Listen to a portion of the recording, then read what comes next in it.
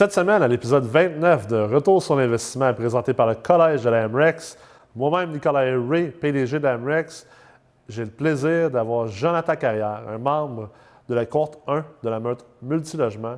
Jonathan, tout comme notre invité de la semaine d'avant, Martin Gauthier, est un entrepreneur et un investisseur, propriétaire de 4 entreprises dans différents domaines.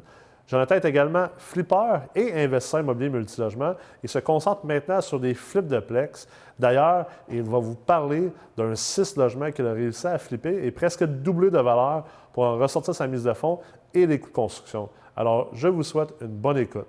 Salut Joe, comment ça va? Ça va bien, Nicolas, et toi? Ça va très bien, merci d'être là aujourd'hui. Yes. C'est le fun. Dans le dernier épisode, on a eu Martin Gauthier, un autre membre de la première cohorte de la meute. Maintenant, toi, aujourd'hui. Oui, première cohorte de la meute aussi. Première cohorte de la meute, yes. Fait que, écoute, tu veux-tu te présenter un peu pour les gens qui nous écoutent présentement? Parce que, tu sais, il y a du monde qui nous regarde en vidéo, mais la plupart des gens nous écoutent en format podcast audio. Donc, tu sais, tu as été flipper, tu es entrepreneur, tu es investisseur immobilier. Parle-nous un petit peu de ton parcours puis comment tu es arrivé là. OK. Bon, c'est ça. J'ai une formation en informatique, en réseau, en réseautique, informatique, dans le fond, spécialisé en networking. Puis, j'ai toujours aimé l'immobilier à cause de mon père, qui a été aussi en affaires, puis qui a investi dans l'immobilier quand j'étais assez jeune. Fait que je l'ai eu comme modèle, puis ça m'a toujours intéressé, l'immobilier, plus que la bourse. Écoute, les essais que j'ai faits à la bourse, c'était complètement lamentable, désastreux. Ah ouais. Et je me suis dit, bon, ben ça m'intéresse. Fait que écoute, je suis né en 81. En 2001, j'avais 20 ans. J'ai commencé à travailler en informatique. Puis déjà, l'argent, je restais chez mes parents. Ouais. L'argent que j'avais ramassé, j'ai acheté une première maison. Puis je restais encore chez mes parents. Fait que je la louais. Ah ouais. Puis en 2001, on était dans les bonnes années. Là, écoute, en 1 an et demi, à un moment donné, mon locataire est parti. J'ai fait sabler les planchers. J'ai revendu, j'ai fait 20 000. T'es-tu sérieux? Fait que ça a commencé comme ça. Puis là, ben, je me suis racheté un condo à Laval, une maison à Saint-Jérôme, puis j'ai refait la même affaire. Locataire, c'était loué. Après ça, bon, j'ai revendu. Et à ce moment-là, est-ce que tu te considérais comme investisseur immobilier? Non. C'était ça ou tu disais non, je vais. Jamais, c'est une passion pour moi, l'immobilier. Fait que j'aime la brique, le mortier, à investir dans quelque chose de tangible. Ouais. Donc, puis là, ben, c'est ça. À un moment donné, je suis parti à mon compte en informatique. Là, j'aime partir des compagnies. Donc, quand j'ai des idées, je les concrétise, puis je le fais. Là, Ouais, donc, ouais. là, je suis rendu avec 4 différentes compagnies dans 4 domaines complètement différents, même plus en informatique, Ah ouais. sauf pour la toute nouvelle là, Wi-Fi Plex, qu'on pourra peut-être parler plus tard, mais Ouais. je suis dans des domaines complètement différents. C'est quoi les domaines? Vente de produits de jardinage et de produits pour pelouse.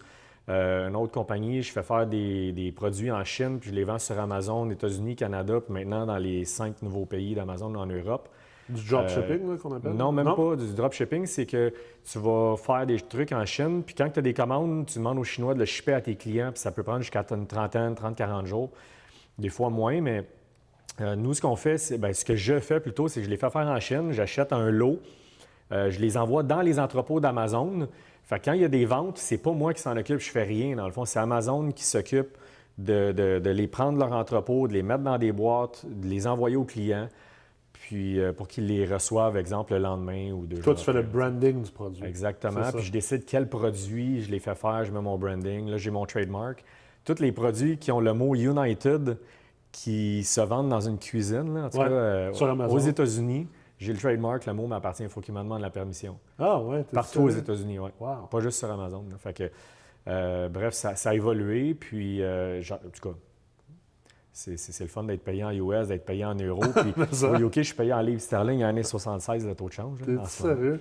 Fait que c'est quand même assez plaisant. Fait que ça te génère aussi un peu pour te permettre de continuer à investir en immobilier parallèlement C'est ça, à ça. exactement. Les profits sont investis dans l'immobilier. Là, j'ai acheté, un sixplex suite au conseil de toi et de Kevin à la meute. Ouais. Et puis, à date, c'est un franc succès. Là. Oui, parce que je me rappelle, quand tu t'es inscrit à la première cohorte de la meute, tu parlais beaucoup du fait de...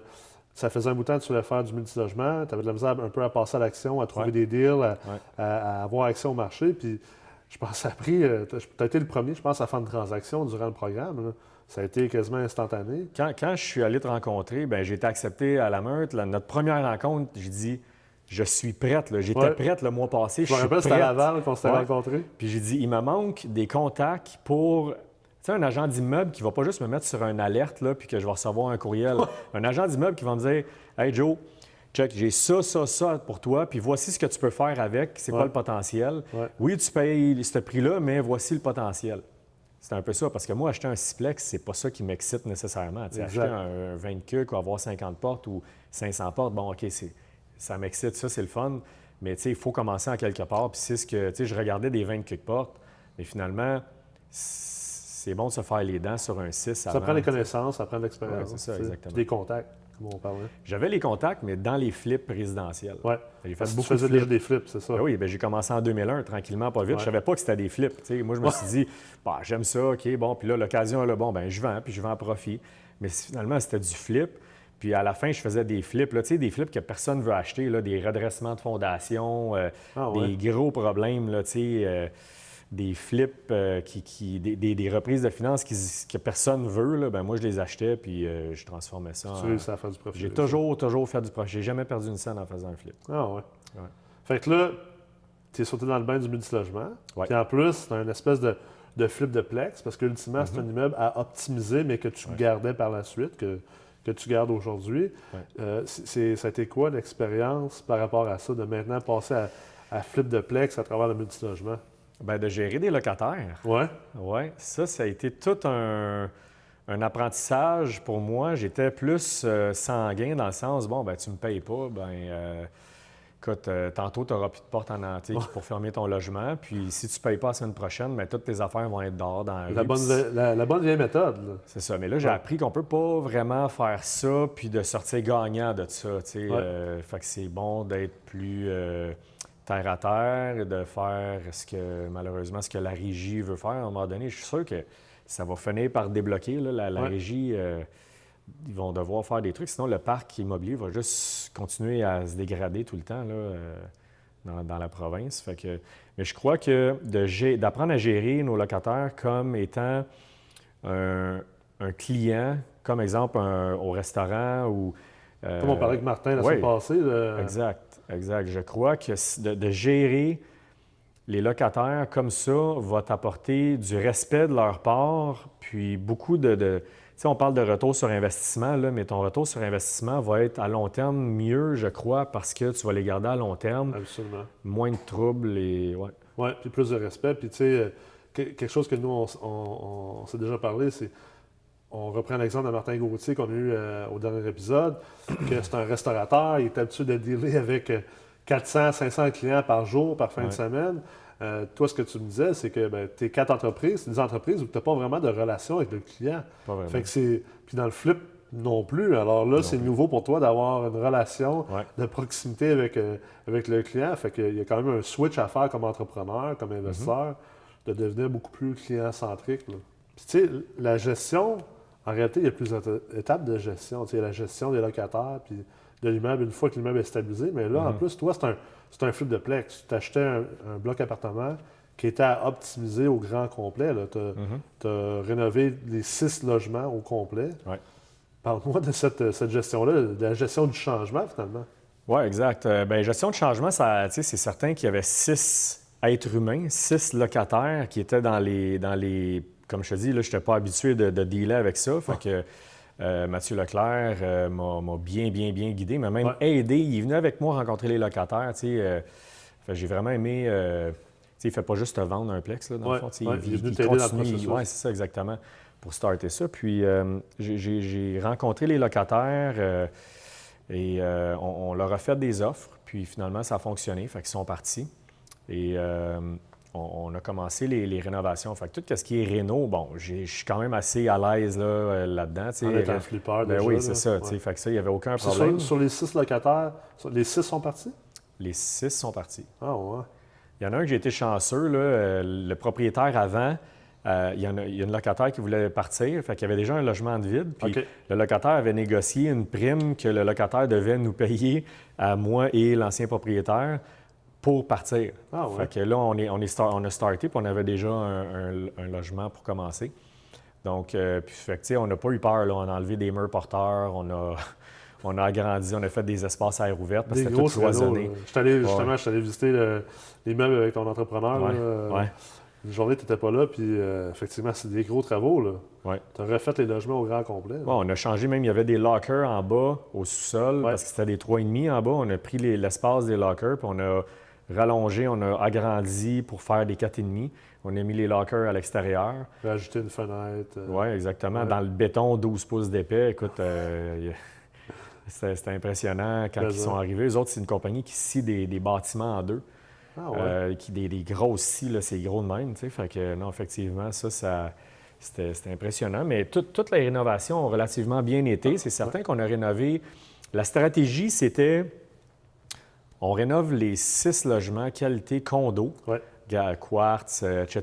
Là, tu sais, air climatisé, thermopompe, plancher de bois, etc. Là, tu sais, pour vraiment faire quelque chose de beau. Pour louer au secteur, le secteur pouvait le prendre, donc pour Ouais. louer assez cher pour vraiment augmenter drastiquement la valeur de l'immeuble. Parce que l'immeuble est à Laval. Oui, Ouais. Tu à Laval, puis dans un bon coin. oui. Mais un immeuble qui était vraiment.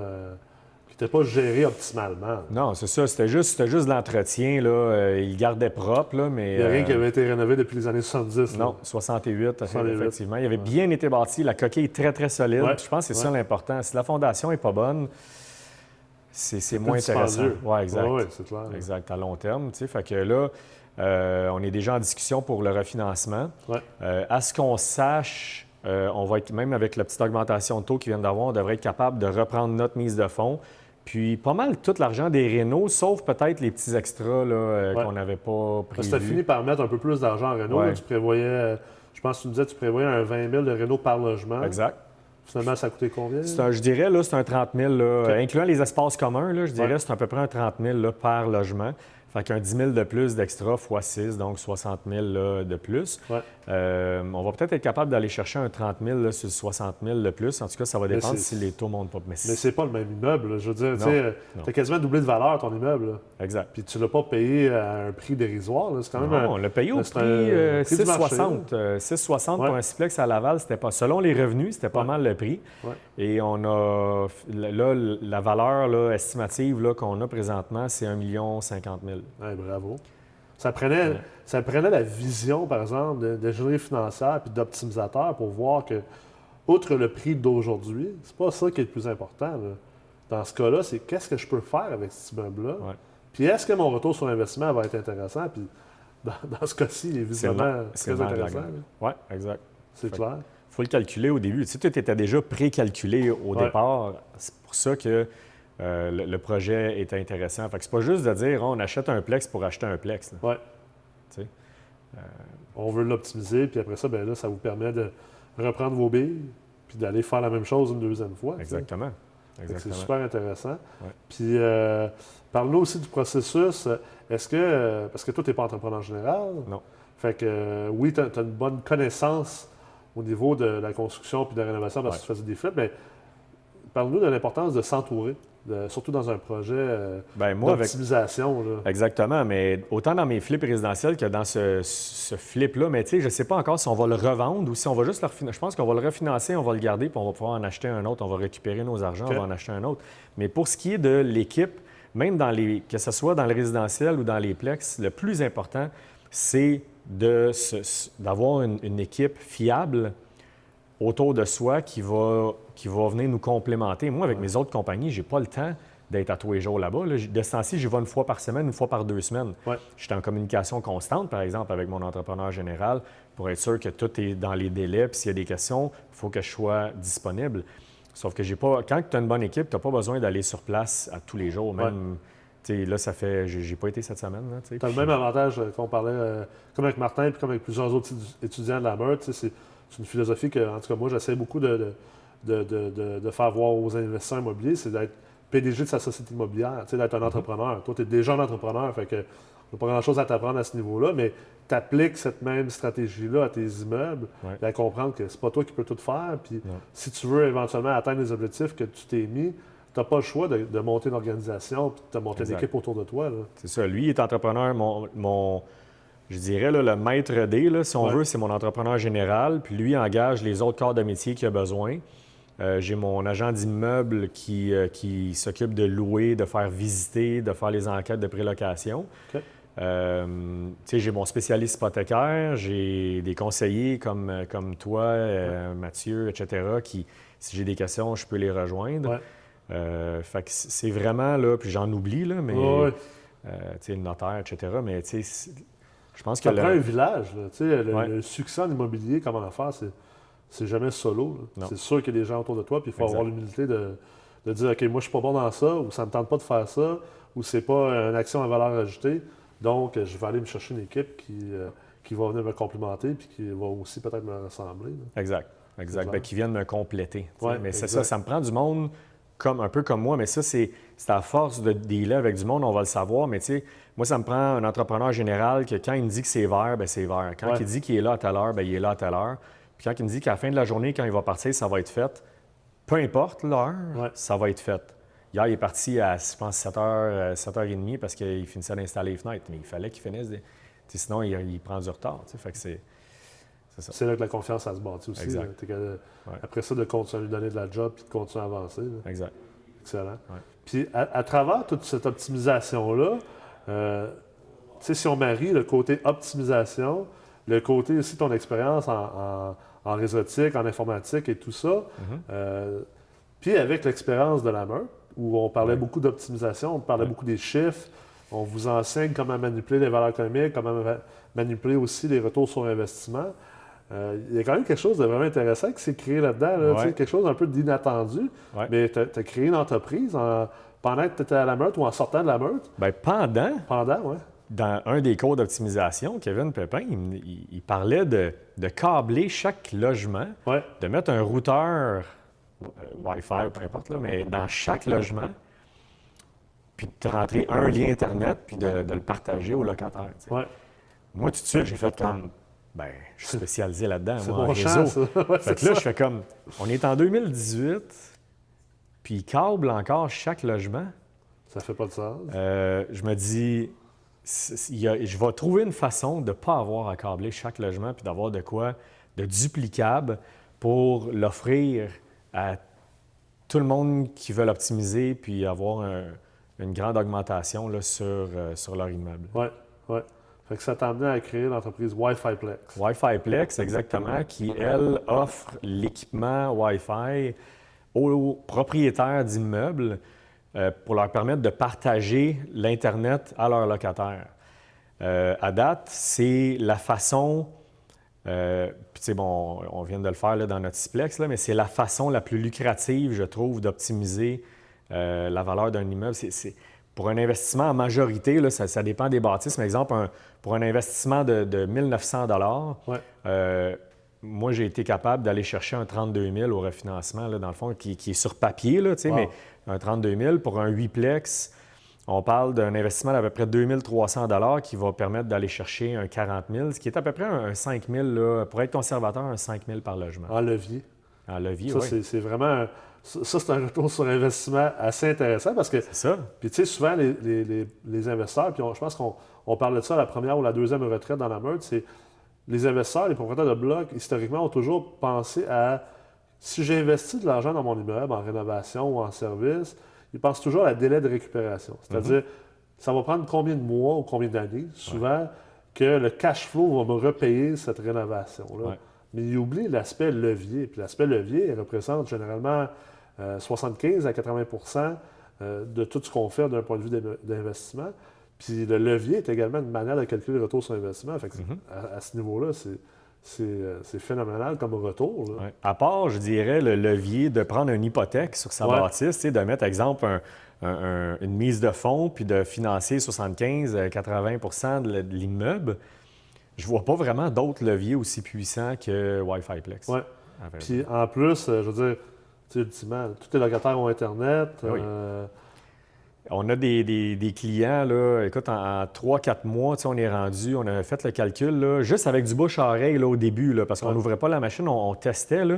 On est rendu à, je pense, c'est 360 portes, entre 30 et 40 systèmes là, de Wi-Fi de vendus. Et je vous le dis, là, si, exemple, Bell ou Vidéotron ont une panne, là, puis que le monde perd l'Internet, coupe l'électricité à un locataire, bon, il va s'arranger. Coupe l'Internet à un locataire, C'est la fin du monde. c'est la fin du monde. Surtout si tu es en train d'écouter Netflix. Exactement. Fait que c'est ça. Puis, tu sais, bon, il y a plein d'avantages aussi. Tu sais, un locataire paye pas, est en retard, on peut couper. On peut tout gérer à distance. On peut couper le. OK, fait que tu peux gérer tout le système à distance. Il y a un gamer qui, lui, a besoin de plus de jus. Ben, on a une solution pour ça. Fait que tu n'es pas toujours au bloc en train de rejouer dans l'équipement. Puis Jamais. Jamais. Ça s'installe une fois, puis on gère tout à distance. OK, puis c'est Wi-Fi Plex qui gère pour le propriétaire. Fait que le propriétaire, lui, il s'en libère de. Exactement. On veut pas que ça soit. On voulait offrir un effet levier, un effet le fun pour que ça soit. D'argent et de temps. Oui, exactement. Exact. Comme exemple, pour le support technique, les propriétaires, premièrement, n'ont pas la connaissance puis ils ne veulent pas se faire achaler par leur locataire parce que le locataire a de la misère à brancher sa nouvelle Smart TV sur le réseau Wi-Fi. Fait que nous, on a une équipe dédiée qui s'occupe du support pour les locataires. Fait que c'est vraiment... C'est vraiment ingénieux. Puis les locataires ont des réponses en quelques minutes à quelques heures selon les priorités puis le nombre de... C'est quoi la sécurité? Parce que je pense que ça, c'est souvent... tu sais, on l'entend souvent, celle-là. Là, ouais, mais là, exemple, si un locataire se met à écouter de la pornographie illégale ou des choses comme ça, je veux pas être pris avec cette responsabilité-là. C'est quoi la réalité? Bien, la réalité, c'est que nous, on a mis une phrase dans le bas de la feuille, c'est que quand, avec le nom d'utilisateur, mot de passe de chaque locataire, avec le nom du réseau, qu'il y a une phrase qui dit que le locataire est responsable de sa consommation Internet. Fait que si jamais il y a quelque chose, puis que, exemple, le propriétaire reçoit une lettre comme de quoi qu'il y a eu quelque chose qui s'est passé par rapport à telle affaire, bien, nous, on peut aller voir dans les logs qui a fait ça, à quelle date, avec quel ordinateur, puis on donne l'information. On peut bloquer l'ordinateur pour ne plus se brancher ou, une première fois, on donne l'information au propriétaire. Le propriétaire va gérer ça à sa façon. Mais pour ce qui est de la sécurité en tant que telle, parce que c'est aussi un peu le nerf de la guerre, le monde a peur de leur information privée, leur information personnelle. Fait que nous, ce qu'on a mis, c'est l'encryption, en ce moment, en 2018, la plus sécuritaire qu'il y a sur le marché, qui est le WPA2 entreprise. Puis chaque locataire a son nom d'utilisateur, son mot de passe. Et ça fait que tout leur équipement est compartimenté dans leur propre sous-réseau sécurisé.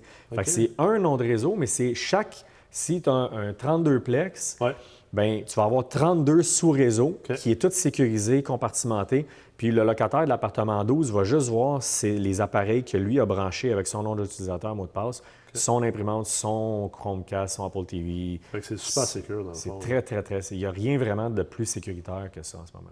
Fait que là, ça, c'est ta 4e ou 5e entreprise? 4e. 4e. Puis là, est-ce que tu vas continuer à faire d'autres flips? On veut continuer effectivement. On va voir là, selon le flip de Plex, ça t'a enlevé le goût de faire des flips de maison? Oui, c'est ça, oui. Ouais, parce que les maisons, dans le marché actuel, le financement, etc., les banques resserrent un peu le financement qu'ils peuvent donner. Au crédit. Exactement. Donc, ça devient de plus en plus dur, je trouve, de flipper des maisons résidentielles, unifamiliales, tandis que les Plex, si je veux vendre mon Plex à la fin de l'année, puis que je le vends à la valeur économique, il va avoir un line-up je vais avoir 7-8 offres en 24 heures. Le marché est fou, là. Fait que je trouve que, puis avec raison, parce que le parc immobilier, je trouve, au Québec, dégrade. Les propriétaires s'en occupent pas, puis ne sont pas vraiment intéressés. Beaucoup de propriétaires veulent prendre leur retraite, veulent se départir de ça. Je trouve que le timing est excellent pour investir dans le multilogement. Fait que là, les prochaines actions immobilières, ça va être de continuer à trouver des immeubles à optimiser puis à continuer à faire des flips de Plex, là, soit de les optimiser et les garder ou les optimiser puis les revendre, dépendamment selon la valeur économique que tu puisses aller chercher au refinancement. Exact. C'est vraiment... J'adore à date, là, à part, quelques petites frictions au début, là, justement, le temps que je m'habitue avec les locataires, là, j'adore Parce qu'il y a une réalité aussi que quand tu flippes des Plex versus les maisons, tu sais, quand tu flippes une maison, la maison va être vide, puis ensuite tu la mets en vente, puis le délai entre la mettre en vente et la vente Ça, c'est un délai qui peut être difficile sur le cash flow. Ouais. Surtout si tu as acheté un bloc en prêt privé ou avec un capital qui est assez dispendieux.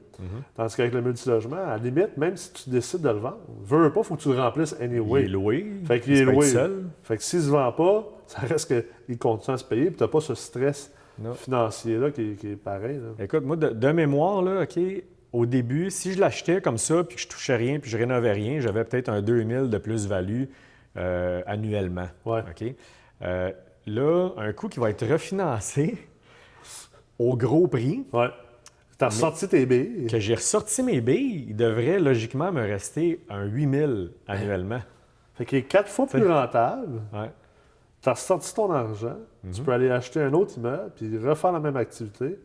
Puis là, mon bloc est vraiment rentable. Tu sais, Ouais. Puis j'ai un fonds de prévoyance qui va se bâtir. Et si j'ai le toit à refaire éventuellement, Puis là, tu as un immeuble, c'est ça. Puis tu as un immeuble aussi qui risque d'avoir moins de problèmes parce que tu l'as rénové. Ouais, exact. C'est pas un immeuble neuf, mais en tout cas, c'est pas Ben, loin. tout là. comme, là. Tout comme. Là. Ouais. C'est ça. Puis d'un point de vue matériaux, rénovation, puis même, on parlait tantôt de l'équipe, là, mais c'est quoi ton opinion sur... tu sais, moi, j'aime souvent dire ça, je le répète sans arrêt, je casse les oreilles du monde avec ça. Autant que ce soit au niveau de votre éducation comme investisseur immobilier, puis que ce soit les gens autour de toi ou que ce soit les investissements, la meilleure façon de perdre 100 000 en immobilier, c'est d'en essayer de chipper à coût de 1 000 ou à 500 ou à 2 000 ou de dire « j'ai pas besoin de m'éduquer, je vais apprendre sur le tas » ou « j'ai pas besoin d'un courtier, je vais tout faire moi-même » ou « sais-tu quoi, je vais acheter juste des bouts de plancher en surplus pour sauver quelques milliers de dollars. » C'est quoi, toi, ton impression, ton opinion là-dessus? Je me suis fait proposer du quartz chinois, ce que j'ai pas pris, mais tu sais, en parlant à d'autres contacts, ils me disent « Ah, mais dans 2-3 ans, il peut craquer, il va être marqué. » Tu sais, je fais comme « OK, mais j'ai pas le temps de te sauver à peu près 200$ sur une slab de quartz pour le remplacer aux 3 ans. C'est quoi ça? » Tu sais, c'est comme l'isolation entre les logements. était quasi inexistante. Ouais. Mais je loue qualité condo, là, tu sais, pour j'augmente la valeur de l'immeuble. Je veux pas avoir un locataire qui me dit « Ouais, mais c'est parce que là, le soir, là, à 10 h, j'entends vraiment beaucoup les voisins, puis c'est fatigant. » Fait que, tu sais, le but, c'est de dire « Bon, OK, là, ça m'a coûté 10 000 de plus mais tu sais, c'est parce qu'on a changé des panneaux électriques de place pour ouvrir des murs porteurs, puis des... » Agrandir davantage, Oui. augmenter la valeur aussi. Exactement. Peut être plus au goût du jour, les espaces ouverts. Parce que c'est pas rien, là, tu sais, je veux dire, tu avais quand même un immeuble que, de mémoire, les loyers, c'était aux alentours de 5,50, 600. 5,75 à 620. Là, on est rendu à des loyers au-dessus de 1000. À 1050 à 1150. Là. Pas pour des 8,5, là. On parle pour des 4,5. Des 4,5, puis c'est ça. Mais l'emplacement, tant qu'à moi, c'est très, très, très important. Ouais. Celui-là, bon, il est bien situé. Je ne peux pas parler pour les autres marchés. Tu sais, je ne connais pas nous autres, c'est vraiment sur la rive nord de Montréal. Ouais, même quand je faisais Couronne-Nord, des flips, Laval. c'était vraiment Couronne-Nord. Tu sais, même pas à Montréal. Mais c'est ça, tu sais. Pour répondre à ta question, oui, les matériaux, autant que l'équipe, les matériaux, hyper importants. C'est sûr que, tu sais, oui, il y a un extrême que tu ne veux pas dépasser. Là. Tu ne veux pas mettre non plus du granit le plus cher dans un 4,5 que tu vas louer 1100, mais quand même, tu sais, c'est... Moi, je dis au monde, sois le champion du meilleur rapport qualité-prix. Ouais. Ouais, C'est un super de bon conseil. Ouais. Écoute, Joe, j'aimerais te remercier d'avoir été là cette semaine avec moi. Je sais que toi, tu n'es pas un gars habitué d'être devant les caméras. Non, c'est ça. Que, heureusement, les caméras ne sont pas si présentes que ça dans l'émission. Exact. Puis c'est toujours le fun d'avoir un entrepreneur puis un investisseur immobilier de venir partager son expérience, sa connaissance avec les gens. J'espère que les gens, cette semaine, qui ont écouté l'émission vont avoir appris ou trouvé quelque chose qui va les aider d'avancer. Je suis convaincu. Je suis convaincu que toi, tu vas continuer à avoir une super belle carrière d'investisseur, d'entrepreneur. Puis pour tous les gens qui écoutent, vous pouvez regarder ça sur YouTube, sur Facebook. On est sur toutes les plateformes de podcast, que ce soit Google Play, Apple. Stitcher, Apple même, c'est Ouais, clair, je sais. iTunes, absolument. Puis, si vous voulez apprendre davantage sur comment faire de l'ingénierie financière, des optimisations ou gérer vos immeubles comme des entreprises, bien, allez sur le site de l'AMREX et dans la section collège, vous allez y avoir accès à tous les programmes. Et peut-être même un jour suivre la meute multilogement comme Joe et devenir un loup de l'immobilier pour le reste de votre vie et bénéficier des avantages qui viennent avec. Yes. Fait que merci beaucoup d'avoir été là, Joe. Puis on va se revoir bientôt. Yes. Good, merci. Merci.